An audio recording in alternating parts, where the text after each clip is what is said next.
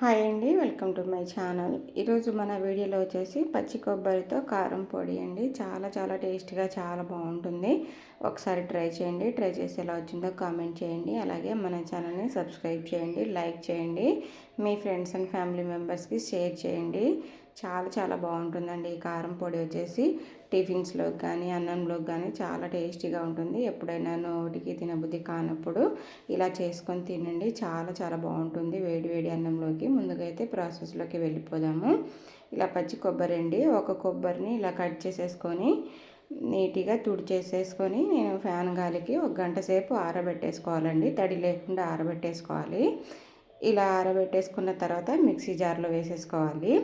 ఇలా మిక్సీ జార్లో వేసేసుకొని కాస్త కోర్సుగా గ్రైండ్ చేసేసుకోవాలి.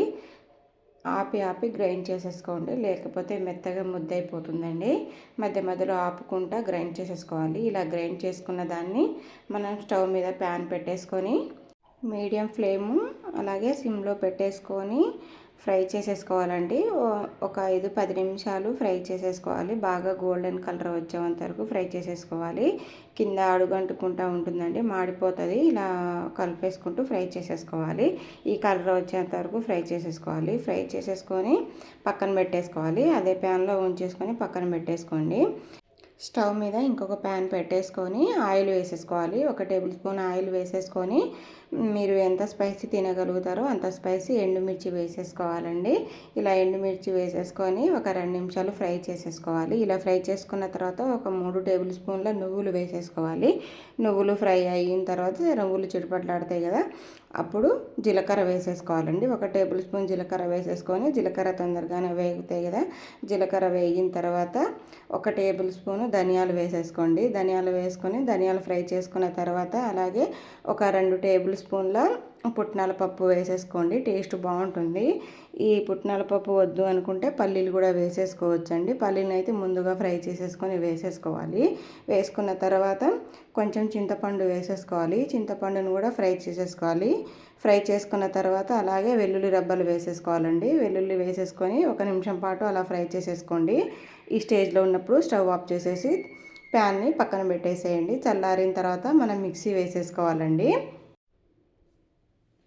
ఇప్పుడు నాకైతే చల్లారిపోయిందండి. ఇప్పుడు మిక్సీలో వేసేసుకోవాలి. వీటన్నిటిని ఒకసారి మొత్తాన్ని మిక్సీలో వేసేసుకోవాలి. మిక్సీలో వేసేసుకొని టేస్ట్ తగ్గట్టు ఉప్పు వేసేసుకోండి. ఒక 2 టీ స్పూన్ల ఉప్పు వేసేసుకొని బాగా మెత్తగా మిక్సీ పట్టేసుకోవాలి.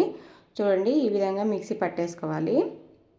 ఇలా మెత్తగా మిక్సీ పట్టేసుకోవాలండి. ఇలా మెత్తగా మిక్సీ పట్టేసుకున్న తర్వాత మనం ఫ్రై చేసుకున్నాం కదా కొబ్బరి వచ్చేసి ఇలా ఫ్రై చేసుకోవాలండి. చూడండి, ఈ విధంగా ఫ్రై చేసుకున్నాం కదా, ఇలా ఫ్రై చేసుకున్న దాన్ని మిక్సీలో వేసేసుకోవాలి. ఈ కొబ్బరి మొత్తాన్ని మిక్సీలో వేసేసుకొని పల్స్ మోడ్లో తిప్పేసుకుంటూ కాస్త కోర్సుగా గ్రైండ్ చేసేసుకోవాలి. ఒకసారి ఇలా కలిపేసుకోండి. ఇలా కలిపేసుకొని కాస్త కోర్సుగా పల్స్ మోడ్ తిప్పుకుంటూ బరకగా గ్రైండ్ చేసేసుకోవాలి. ఇక్కడ నేను వీడియో క్లిప్ వచ్చేసి చూసుకోలేదండి, సైడ్కి వెళ్ళిపోయింది.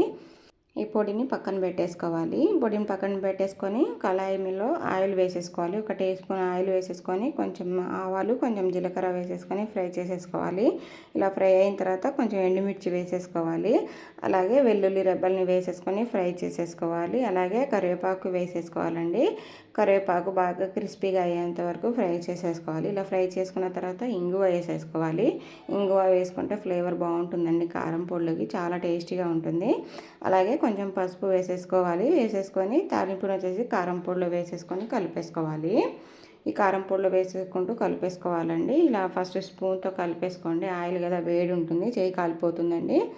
ఇలా స్పూన్తో కలుపుకున్న తర్వాత చేతితో ఇలా కలిపేసుకోవాలండి. చూడండి, నేను ఎలా కలుపుకుంటున్నానో అలా కలిపేసుకోవాలి.